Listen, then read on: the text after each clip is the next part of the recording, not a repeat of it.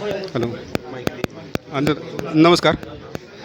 या ठिकाणी डिक्यांना सहग्रही परतलेत. हॅलो अण्णांचं घरांचं जे विलुप्त झालं होतं ते सहग्रही परतलेत, त्याबद्दल आपण काय म्हणतात? स्वगृही परत येण्याचा विषयच नाही, ते आमच्याबरोबरच आहेत आणि जसं आम्ही राजकारणात आलो तेव्हापासून ते बरोबर आहे आणि आत्तापर्यंत जेवढ्या निवडणुका झाल्या त्यामध्ये ते बरोबरच होते.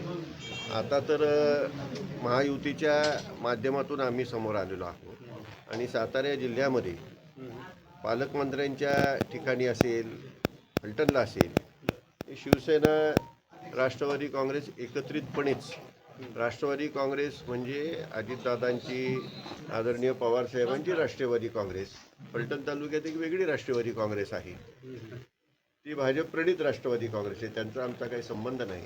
परंतु आदरणीय अजितदादा पवारसाहेब यांची जी राष्ट्रवादी काँग्रेसची जेवढे काही कार्यकर्ते आहेत, मग त्याच्यामध्ये डिके अण्णा असतील, त्यांचे सर्व सहकारी असतील, हे आज आपल्याबरोबरच त्या ठिकाणी कार्यरत आहेत आणि ते शिवसेनेचे जे उमेदवार उभे आहेत त्यांच्याच पाठीमागं ठामपणे भक्कमपणे उभं राहण्याची भूमिका त्या ठिकाणी त्यांनी घेतलेली आहे. डिके अण्णा पवारला तुम्ही आता प्रचार फेरीत समाविष्ट करून प्रचार करणार?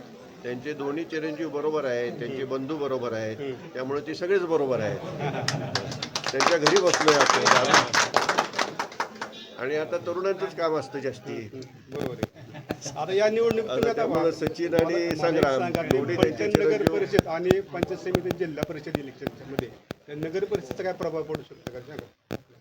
नगरपालिकेमध्ये सुद्धा तुम्ही जर बारकाईने पाहिलं तर 13 प्रभागापैकी 8 प्रभागामध्ये आपण आघाडीवर आहोत.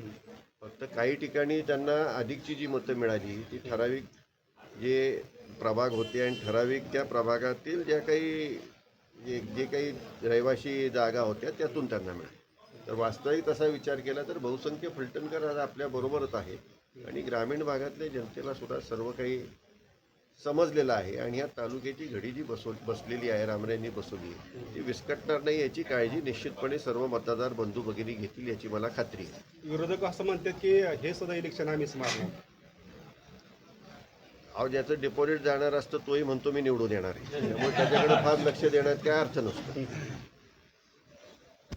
आभारी आहे.